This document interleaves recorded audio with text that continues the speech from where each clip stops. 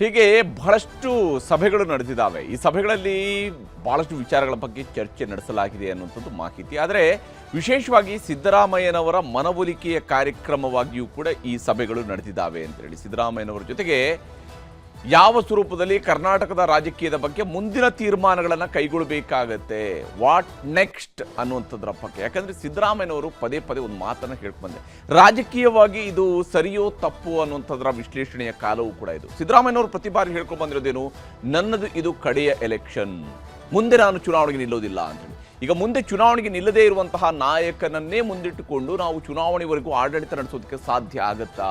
ಈ ಪ್ರಶ್ನೆ ಸಹಜವಾಗಿಯೇ ಕಾಂಗ್ರೆಸ್ ಹೈಕಮಾಂಡ್ ಮುಂದೆಯೂ ಕೂಡ ಇತ್ತು. ಇವತ್ತು ಸಿದ್ದರಾಮಯ್ಯನವ್ರ ಜೊತೆಗೆ ಬಹಳಷ್ಟು ವಿಚಾರಗಳ ಬಗ್ಗೆ ಚರ್ಚೆ ಆಗಿದೆ. ಅದಾದ ನಂತರ ಸಿದ್ದರಾಮಯ್ಯನವರು ನೇರವಾಗಿ ಜಾರ್ಜ್ ಅವರ ಮನೆಗೆ ಹೋಗಿದ್ದಾರೆ. ಅಲ್ಲಿ ಹೈಕಮಾಂಡ್ ಸಂದೇಶದ ಬೆನ್ನಲ್ಲೇ ಸಿಎಂ ಅವರು ಕೂಡ ಸ್ಟ್ರಾಟಜಿಯನ್ನು ಮಾಡ್ತಾ ಇದ್ದಾರೆ.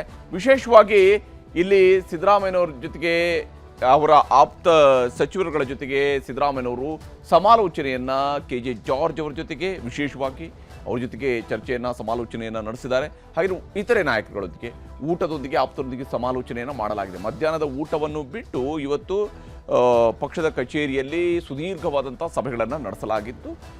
ಹೈಕಮಾಂಡ್ ರಾಜ್ಯಸಭೆ ಆಫರ್ ಬಗ್ಗೆಯೂ ಕೂಡ ಚರ್ಚೆಯನ್ನು ಮಾಡಲಾಗಿದೆ. ಹೈಕಮಾಂಡ್ನವರು ಸಿದ್ದರಾಮಯ್ಯನವ್ರನ್ನ ರಾಜ್ಯಸಭೆಗೆ ನೋಡಿ, ಈಗಾಗಲೇ ನಿತೀಶ್ ಕುಮಾರ್ ಅವ್ರನ್ನ ರಾಜ್ಯಸಭೆಗೆ ಕಳಿಸಿಯಾಗಿದೆ ಬಿಹಾರದಿಂದ. ಈಗ ಮತ್ತೊಬ್ಬರು ಮುಖ್ಯಮಂತ್ರಿಯವ್ರನ್ನು ಕೂಡ ರಾಜ್ಯಸಭೆಗೆ ಕಳಿಸುವಂತಹ ಒಂದು ಸ್ಟ್ರಾಟಜಿಯನ್ನು ಮಾಡಲಾಗ್ತಾ ಇದೆಯಾ ಅನ್ನುವ ಅನುಮಾನ ಇಲ್ಲೇ ಇದ್ದೇ ಇರುವಂಥದ್ದು. ಹೈಕಮಾಂಡ್ ರಾಜ್ಯಸಭೆ ಆಫರ್ ಬಗ್ಗೆಯೂ ಕೂಡ ಚರ್ಚೆಗಳನ್ನು ಸಿದ್ದರಾಮಯ್ಯನವರು ತಮ್ಮ ಆಪ್ತರ ಜೊತೆಗೆ ಚರ್ಚೆಯನ್ನು ನಡೆಸಿದ್ದಾರೆ. ಆ ಮೂಲಕ ಮುಂದೆ ಏನು ಮಾಡಬೇಕು ಅನ್ನುವಂತಹ ನಿಟ್ಟಲ್ಲಿ 15 ಆಪ್ತರಿಗೆ ಮಂತ್ರಿ ಸ್ಥಾನ ಮತ್ತು ಪ್ರಬಲ ಖಾತೆಗಳನ್ನು ಆಫರನ್ನು ಮಾಡಬಹುದು. ಯಾಕಂದರೆ ಅಂತಿಮವಾಗಿ ಸಿದ್ದರಾಮಯ್ಯನವರು ನೆಕ್ಸ್ಟ್ ಎಲೆಕ್ಷನ್ ನಾನು ಕಂಟೆಸ್ಟೇ ಮಾಡಲ್ಲ ಅನ್ನೋಂಥ ತೀರ್ಮಾನಕ್ಕೆ ಬಂದಿದ್ದೇ ಹೌದು ಅಂತೇಳಿ. ಆದರೆ ಸಿದ್ದರಾಮಯ್ಯನವರು ಸಹಜವಾಗಿಯೇ ಅವರ ನಂತರದ ನಾಯಕತ್ವವನ್ನು ಬೆಳೆಸಬೇಕಾಗಿತ್ತು, ಅವರ ಜವಾಬ್ದಾರಿಯೂ ಆಗುತ್ತೆ. ಯಾಕಂದರೆ ಸುದೀರ್ಘ ರಾಜಕಾರಣ ಮಾಡಿದ್ದಾರೆ, ಅವರು ಒಂದು ದೊಡ್ಡ ನಾಯಕತ್ವವನ್ನು ಕೊಟ್ಟಿದ್ದಾರೆ. ಅವರನ್ನು ನಂಬಿಕೊಂಡು ಅನೇಕರು ರಾಜಕಾರಣದಲ್ಲಿ ಅವರ ನಾಯಕತ್ವದ ಅಡಿಯಲ್ಲಿ ಕೆಲಸ ಮಾಡಿರುವಂತಹ ಸಚಿವರುಗಳಿದ್ದಾರೆ, ಶಾಸಕರುಗಳಿದ್ದಾರೆ. ಅಂಥವ್ರುಗಳಿಗೆ ಈಗ ಸ್ಥಾನಮಾನವನ್ನು ಕೊಡಿಸುವಂತಹ ಜವಾಬ್ದಾರಿ ಸಿದ್ದರಾಮಯ್ಯನವ್ರ ಮೇಲಿರುತ್ತೆ. ಕೇವಲ ತನ್ನ ಮಗನಿಗೆ ಮಾತ್ರ ಸ್ಥಾನಮಾನ ಕೊಡಿಸೋದ್ರ ಕಡೆಗೆ ಅವರು ಆಸಕ್ತಿ ತೋರಿದರೆ ಸಿದ್ದರಾಮಯ್ಯನವರು ಕೂಡ ಮತ್ತೊಂದು ರೀತಿಯಲ್ಲಿ ನಾಯಕತ್ವ ಕೇವಲ ಸ್ವಹಿತಾಸಕ್ತಿಗೆ ಸೀಮಿತ ಅನ್ನುವಂಥದ್ದಕ್ಕೆ ಭಾಜನರಾಗ್ಬೋದು. ಹೀಗಾಗಿ ಸಮನ್ವಯ ಸಮಿತಿ ರಚನೆಯ ಬಗ್ಗೆಯೂ ಕೂಡ ಸಿಎಂ ಅವರು ಚರ್ಚೆಯನ್ನು ನಡೆಸ್ತಾ ಇದ್ದಾರೆ. ಆ ಮೂಲಕವಾಗಿ ಅವರಿಗೆ ರಾಜ್ಯಸಭೆಗೆ ಹೋಗುವಂತಹ ಆಸಕ್ತಿಗಳು ಜಾಸ್ತಿ ಇದ್ದಂಗಿಲ್ಲ, ಬದಲಿಗೆ ಕರ್ನಾಟಕದ ರಾಜಕಾರಣದಲ್ಲಿನೇ ಪ್ರಸ್ತುತವಾಗಿರಬೇಕು ಅಂತ ಹೇಳಿದ್ರೆ ಇಲ್ಲೇ ಒಂದು ಸಮನ್ವಯ ಸಮಿತಿ ಅಂತದನ್ನು ರಚನೆ ಮಾಡಿಕೊಂಡು ಅದರ ಮೂಲಕವಾಗಿ ಅವರು ಮುಂದುವರಿಯುವಂಥದ್ರ ಬಗ್ಗೆ ಆಪ್ತರೊಂದಿಗೆ ಸಭೆ ಮಾಡಿ ತೀರ್ಮಾನಕ್ಕೆ ಸಿದ್ದರಾಮಯ್ಯನವರು ಬರುವಂತಹ ಸಾಧ್ಯತೆಗಳಿದ್ದಾವೆ.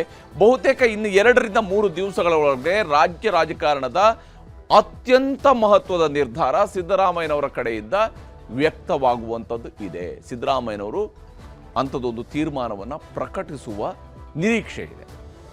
ಹಾಗೆಯೇ ಈಗಾಗಲೇ ಬ್ರದರ್ಸ್ ಕೂಡ ಗೇಮ್ ಪ್ಲಾನನ್ನು ಮಾಡ್ತಾ ಇದ್ದಾರೆ. ಹೈಕಮಾಂಡ್ ಸೂತ್ರದ ಬಗ್ಗೆ DK ಬ್ರದರ್ಸ್ ನಡುವೆಯೂ ಕೂಡ ಚರ್ಚೆಗಳು ನಡೆದಿದ್ದಾವೆ. ಯಾಕಂದರೆ ಈಗ ಒಂದು ವೇಳೆ ಸಿದ್ದರಾಮಯ್ಯನವರು ಬದಲಾವಣೆ ಮಾಡೋದೇ ಹೌದು ಅಂತೇಳಿ ಆದರೆ ಅದು ನೇರವಾಗಿ ಶಿವಕುಮಾರ್ ಅವರ ಕಡೆಗೆ ಹೋಗಿಯೇ ಬಿಡುತ್ತೆ ಅಂತೇಳಿ ಈ ಕ್ಷಣದಲ್ಲೂ ಕೂಡ ಖಾತ್ರಿ ಇಲ್ಲ. ಯಾಕಂದರೆ 100% ಶಿವಕುಮಾರ್ ಅವರು ಪ್ರಬಲ ಆಕಾಂಕ್ಷಿ, ಅದಕ್ಕೆ ಅದರ ಹತ್ತಿರದಲ್ಲಿ ನಿಂತಿರುವಂತಹ ಆಕಾಂಕ್ಷಿ, ಅವ್ರನ್ನೇನು ಮುಖ್ಯಮಂತ್ರಿ ಆಗಬೇಕು ಅನ್ನೋದನ್ನು ಕಾಯ್ತಾ ಇದ್ದಾರೆ. ಆದರೆ ಹೈಕಮಾಂಡ್ ಮನವರಿಕೆ ಮಾಡಿರುವ ಅಂಶಗಳ ಬಗ್ಗೆ ಶಿವಕುಮಾರ್ ಮತ್ತು ಸುರೇಶ್ ಅವರು ಕೂಡ ಚರ್ಚೆಯನ್ನು ನಡೆಸ್ತಾ ಇದ್ದಾರೆ. ಅವರದೇ ಆದಂಥ ಚರ್ಚೆಗಳು ನಡೀತಾ ಇದ್ದಾವೆ. ರಾಜ್ಯಸಭೆ MLC ಟಾಸ್ಕ್ ಪೂರೈಸುವ ಬಗ್ಗೆ ಕೂಡ ಚರ್ಚೆಗಳು ನಡೀತಾ ಇದ್ದಾವೆ.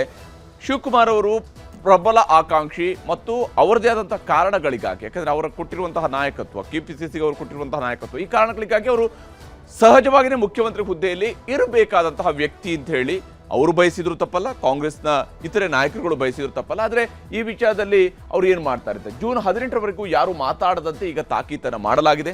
ಅಥವಾ ಮುಂದಿನ ನಿರ್ಧಾರ ಪ್ರಕಟ ಆಗುವವರೆಗೂ ಕೂಡ ಯಾರು ಮಾತನಾಡಬಾರ್ದು ಅನ್ನುವಂತಹ ಚರ್ಚೆಗಳಾಗ್ತಾ ಇದ್ದಾವೆ. ಜೂನ್ 18ರ ನಂತರ ಅಥವಾ ಅದಕ್ಕಿಂತ ಮೊದಲು ಕೂಡ ಬದಲಾವಣೆಯ ಬಗ್ಗೆ ತೀರ್ಮಾನಗಳು ಹೊರಬೀಳುವ ಸಾಧ್ಯತೆ ಇದೆ.